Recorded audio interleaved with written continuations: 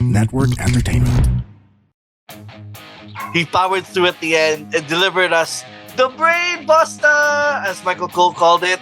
That was perfect kasi I understood the reference because I'm a big Sami El Generico fan. Buti ka pa, naintindihan mo yung reference. Oh, Diba like, dun sa Twitter. Here's the thing, Diba? I was surprised. May nagsasabi pa ng botch eh, diba? I was surprised that a lot of people did not understand or did not know. Okay. Ganun na ba katagal? Yes. Oh my God. Unfortunately. Sami Zayn became Sami Zayn 11 years ago. Yeah. Oh my God. That is so far removed from whoever that El Generico guy is. I'm old. I'm old. Ang alam mo, Fuck you, Emil. Shut the fuck up.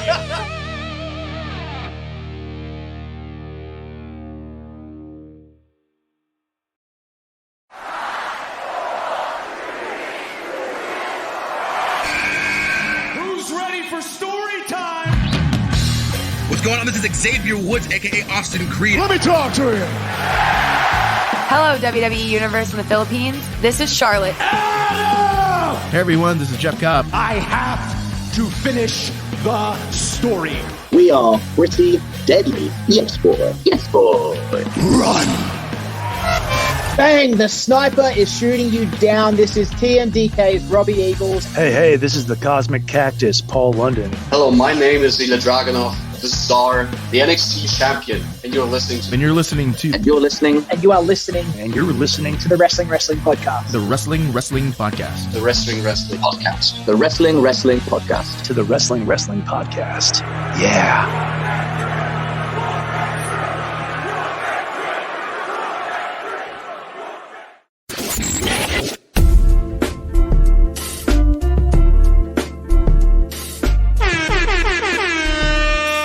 Listening to the longest running weekly episodic Filipino wrestling podcast. This is the Wrestling Podcast. Santi, Romora, and Chino and Emil Nate checking in for our Picks of the Week special, and it's going to be big just because it's WrestleMania weekend. So without further ado, we got a lot to do here, so let's get to it. Chino, we'll start with yours because this is an emotional one that I actually got to catch last night before we recorded. Yeah, my pick for this week actually predates all of WrestleMania. It came out April 1st, April 2nd out here. It's Becoming Immortal, Bray Wyatt, a documentary that focuses, of course, on Bray Wyatt. It was equal. Okay, I have to admit, this was a very sentimental pick for me because I am a Bray Wyatt fan. He is easily my favorite wrestler of at least the last 10, 20 years.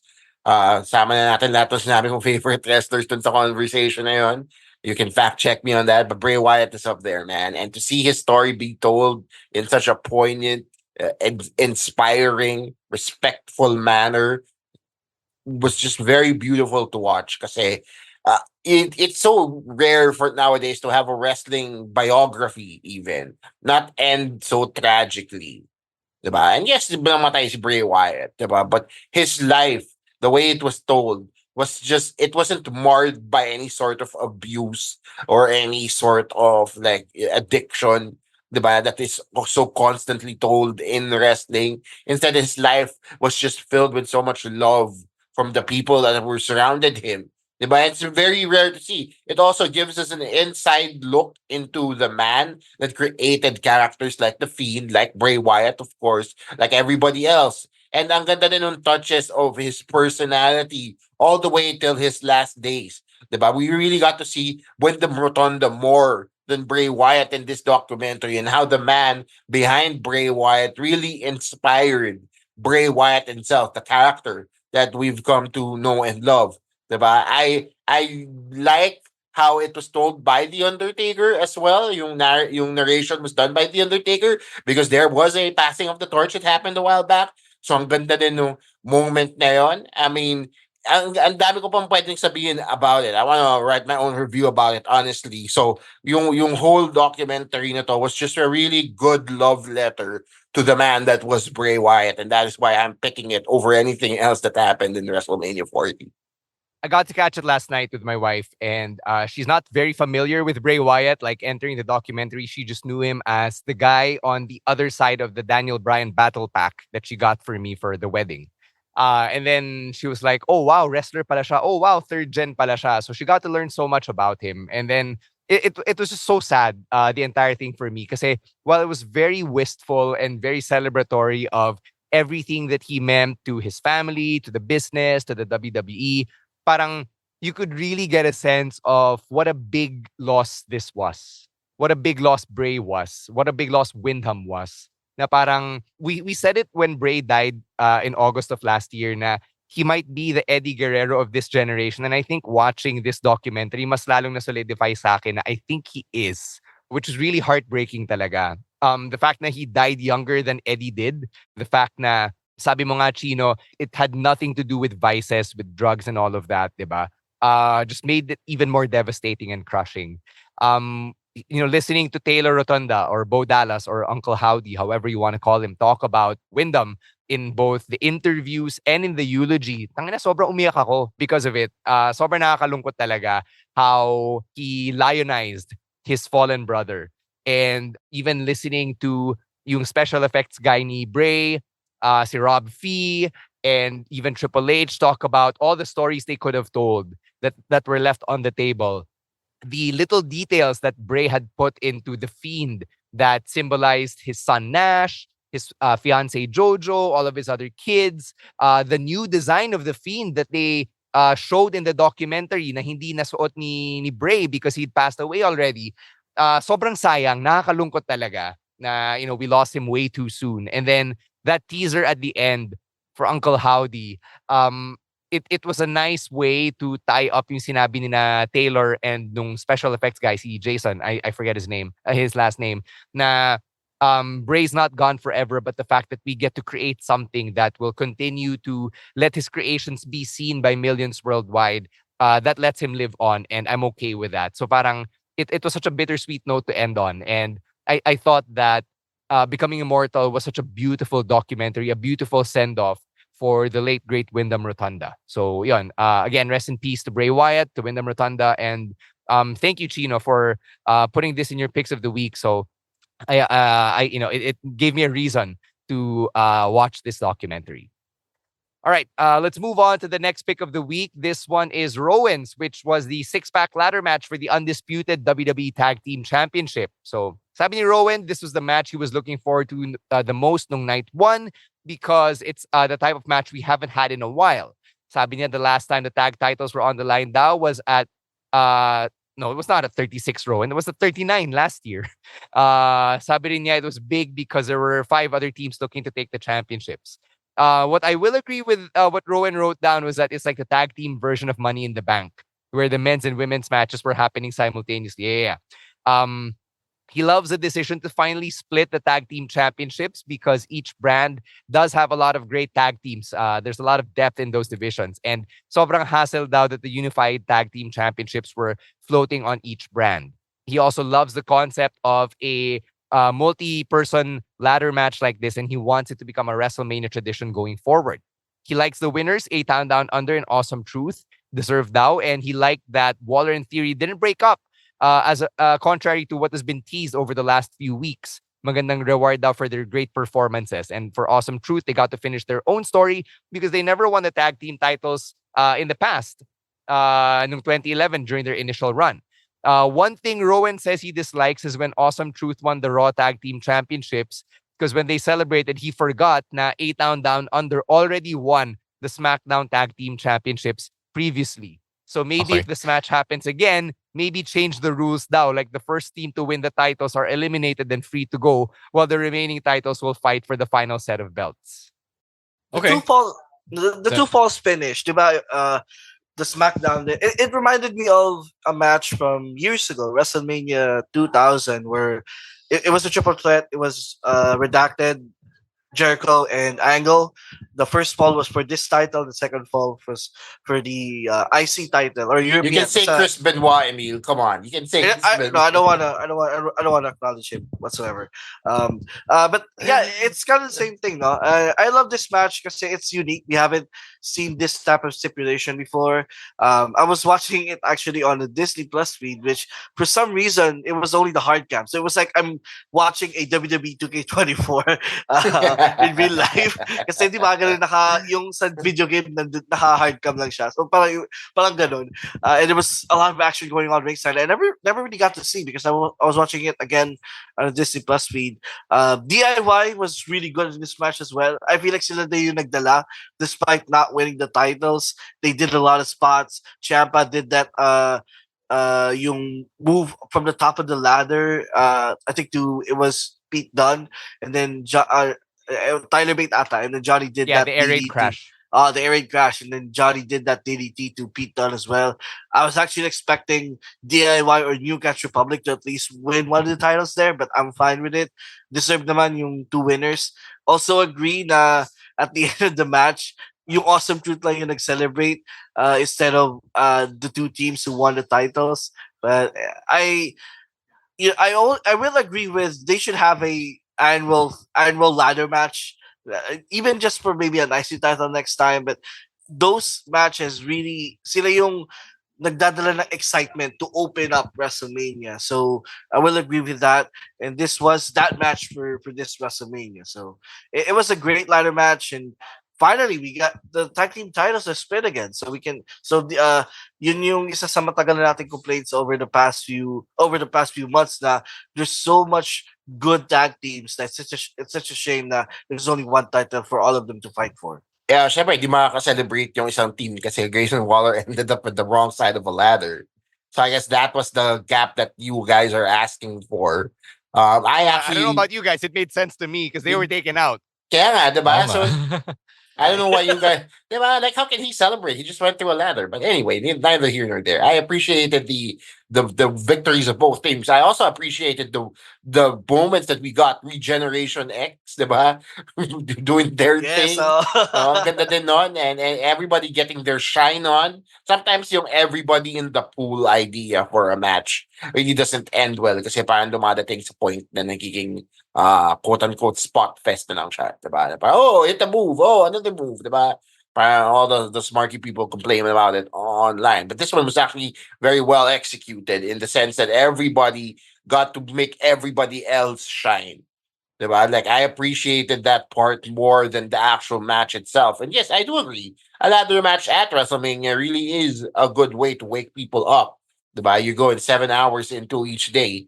Masaya naman yan for all the fans watching in attendance and for all of us who will have to get up early and watch it live, diba? So, ang saya din ng experience na yun. It was a thrill ride that was much needed in the middle of night number 1. Yeah, I got nothing else to add other than the fact that I did miss the Money in the Bank spot at WrestleMania. So it's nice to have a throwback to those days from almost 20 years ago. Diba? May ladder match to WrestleMania. Aray, sakit sa likod. No, 20 years na Money in the Bank. My God. Wow. We're going to take a break here. When we come back, we've got a pick from Stand and Deliver and our last couple of picks from WrestleMania 40. But first, a word from our other podcasts right here on the Pod Network. Magandang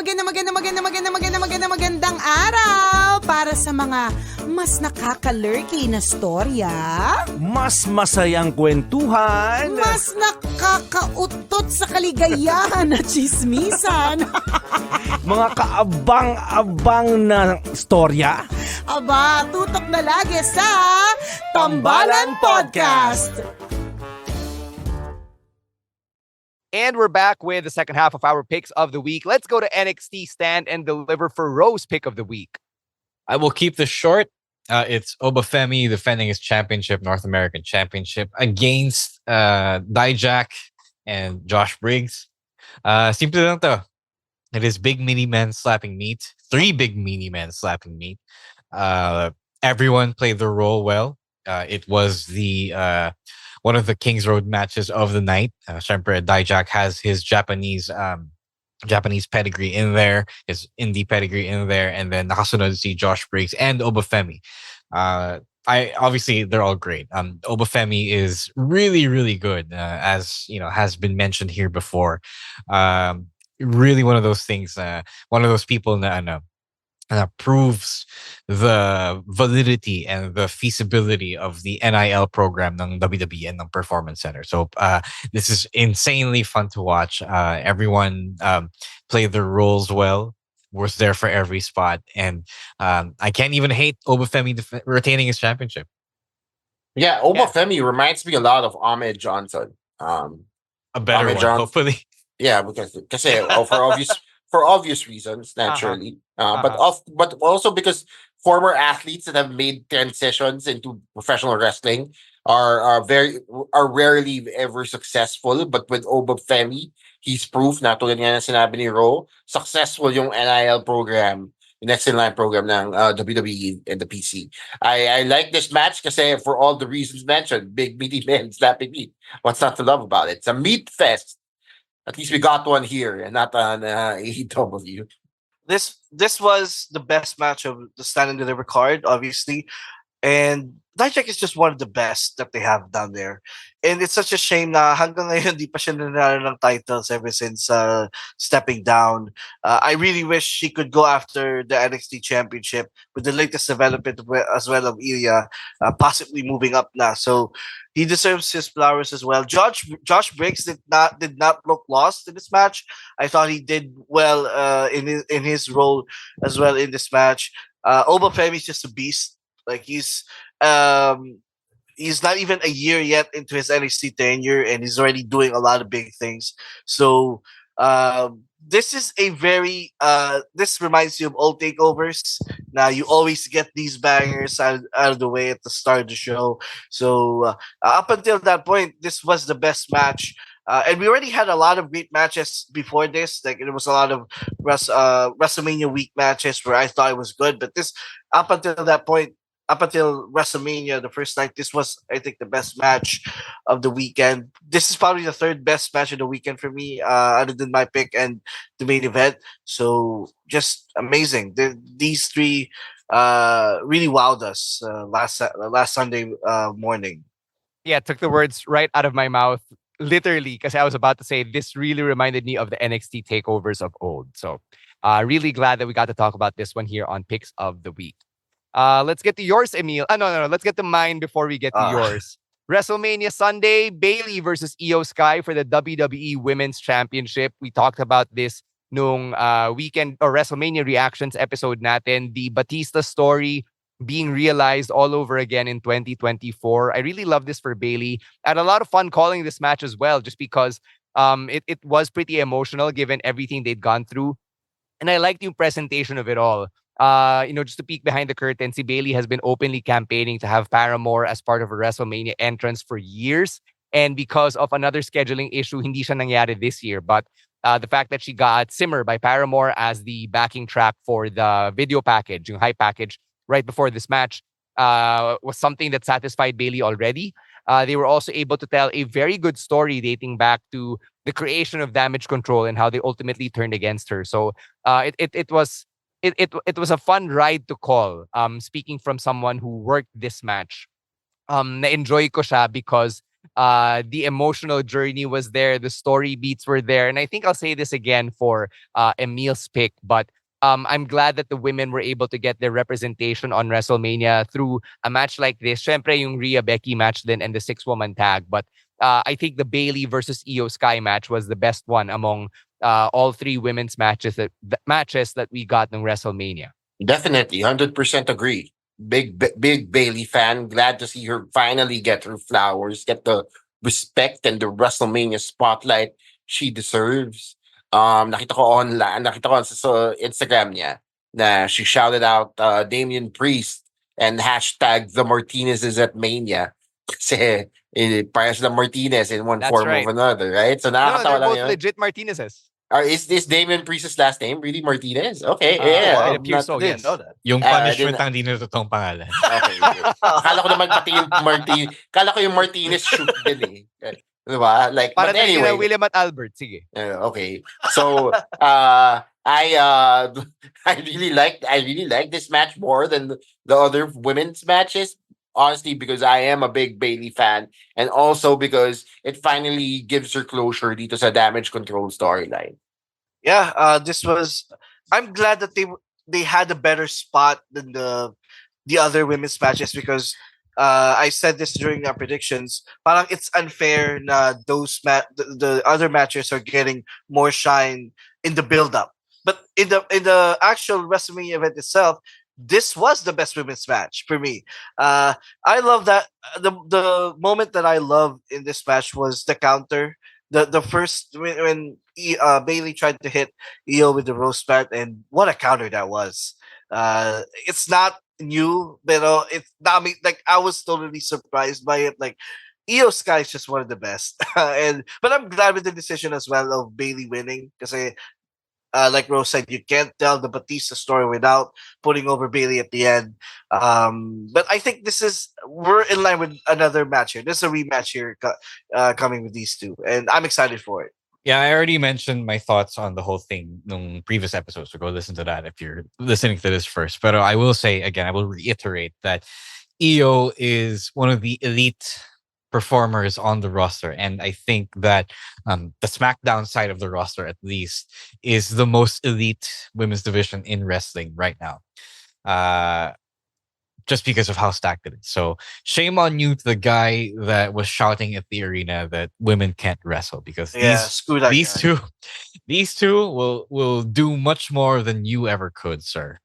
100% agree. All right, Emile, let's close it out here with our favorite match from WrestleMania that did not involve Cody or Roman or The Rock. Yeah, so my pick goes out to night one as well. Gunther versus Sami Zayn for the Intercontinental Championship. First of all, I love the sequence of Sami talking to his family and then going up. I love that shot, the continuous one long shot that they've been doing for a while. And then Kevin Owens was at the Gorilla before coming out, and that was a great moment. They hugged it out, and the match itself.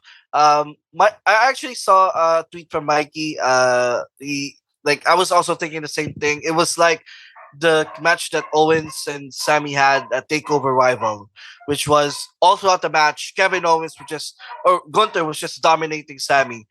Honestly, he was beating him up so bad. I was actually expecting the referee to stop the match. That's how the first half of the match was just Gunther beating up on Sami. Also kind of reminiscent of Brock versus Cena from SummerSlam, but this one had a different ending, of course. And he powered through at the end and delivered us the Brain Buster, as Michael Cole called it. That was perfect kasi I understood the reference because I'm a big Sami El Generico fan. Buti ka pa, naintindihan mo yung reference. Sa Twitter. Here's the thing, I was surprised. May nagsasabi pa ng botch eh, diba? I was surprised that a lot of people did not understand or did not know. Okay. Ganun na ba katagal? Yes. Oh my God. Unfortunately. Sami Zayn became Sami Zayn 11 years ago. Yeah. Oh my God. That is so man. far removed from whoever that El Generico guy is. I'm old. I'm old. Fuck you, Emile. Shut the fuck up, Emile. Shut the fuck up. Emile, from me, fuck you.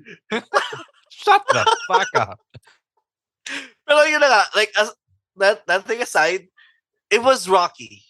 The whole thing, the whole rivalry was heavily inspired by Rocky. I don't know if it's because, I think it's mainly because it's Philly and they want to put in a Rocky thing there, which I think they did perfectly. The vignettes leading up, I'm surprised that Chad Gable wasn't really involved. Like we were predicting that at when we did our predictions episode. Now he will be at least involved in this, but I'm glad that they did it the way they did because it was damn perfect. Mm-hmm. Yeah, ang ganda. I have to jump in here because Rocky is my favorite, one of my favorites here. This was a very good sports movie, really. It was what it is. I think this was better than Sami KO Mania from last year. I think even if it was told in a much shorter time frame, because essentially this was Rocky 3. Diba? Sami is Rocky, Chad Gable is Apollo, si Gunther is Ivan Drago. Diba? Again, hindi yun one for one. Somebody mentioned it on commentary, diba? Somebody said it on commentary. Yeah, but they keep referencing it. It was so beautifully told that you couldn't help but cheer for Sami in the end. Nung inuupakan na siya, nung splash na siya, di ba yung brutality ni Gunther lumalabas na, and then he pulled out that last final desperate attempt, and he did the brain buster, and doon ko nalaman na, hey man, we got a chance here. This is going to happen. He's gonna do it. Diba? So again, the same level of catharsis that we got from Cody and Roman, but albeit a shorter time frame. I would have loved it if it was a longer story, but at the same time, I think it was told perfectly. So again, another favorite from this Mania. Mm-hmm.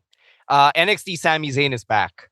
That's yung prevailing thought in my head. No, the Sami Zayn that we were also enamored with, that we all fell in love with.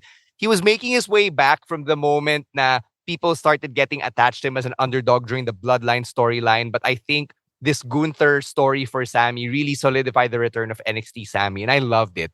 It was another emotional ride, and I think Samantha Irvin was not the only one who was crying when Sami Zayn won, which is amazing considering that this is the Intercontinental Championship. It's not the world title. Not to disparage the IC Championship, but it's not the world title. But to see it be held in such high regard na ganyan ka-emotional yung mga tao after that win, that emotional release, it meant na ang ganda ng work that Gunther put in, that WWE has put into reestablishing the value and the prestige of the Intercontinental Championship. Sobrang bonus na lang na Gunther came into WrestleMania Saturday in his 666th day reign of the championship. So parang the evil has been defeated talaga when Sami Zayn pinned Gunther for the championship. So I really loved it. I actually sumakto, nagka-video ako, or I was videoing the moment when Sami won, and I was also in tears. So, congrats to Sami and Gunther for taking us on a hell of a journey. Yeah, I obviously you guys already said it. I just wanted to say that it's extremely funny because people will say that they don't watch Japanese wrestling. So it's gonna be guys like Gunther and Sami Zayn who will bring Japanese wrestling to you. So this both men have extensive pedigrees in the art form, in the style. And every Gunther match is pretty the closest Western analog to a King's Road match. So couple this with yung brainbuster ni Sami on the top rope, and people don't understand this on its face, but the best matches that people like are the tropes taken from the Far East, from the land of the rising sun. So really good stuff, and I'm glad that this kind of wrestling is allowed to flourish on WWE, because we all have grown up from a time there was one style, and we might not have gotten this kind of style back then. So really, really good stuff. That's my personal triumph of this match. But I agree with Chino that this moment was better than the Tag Team Championship match last year. Yeah, agree. All right, that's going to do it for our picks of the week. And you know what to do if you want to get yours in, if you want to join the conversation. We are at Wrestling2XPod on TikTok and on Twitter.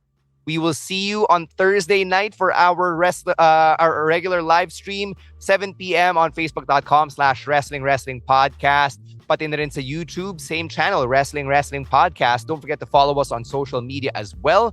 Individually, it is at Monday Night Rowen, at EML_Meister, at Chino Supersized, at Roas War, and at _Stan C. Thank you very much to Babyface producer Jasper and everyone over at the Pod Network for all the work that they do behind the scenes. And we will see you at Quiz Night happening on April 20. That's right, 420 at Hobby Stadium in New Manila. That's how we're celebrating our 10th anniversary. We've got a summer gift pack straight from WWE shop na binili namin, along with our other pasabays, along with some other really cool prizes to give away for Wrestling Podcast Quiz Night as we celebrate 10 years of the longest running weekly episodic Filipino wrestling podcast.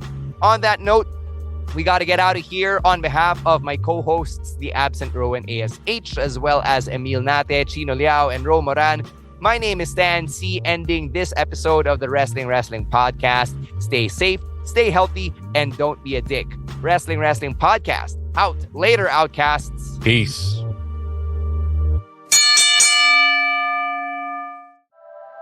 The opinions of podcast creators, hosts, and guests are not necessarily reflective of the official stance of the Pod Network Entertainment, its hosts, or other network programs. The content created by the people behind the podcast is personal and not meant to harm any religion, ethnicity, group, organization, company, or individual.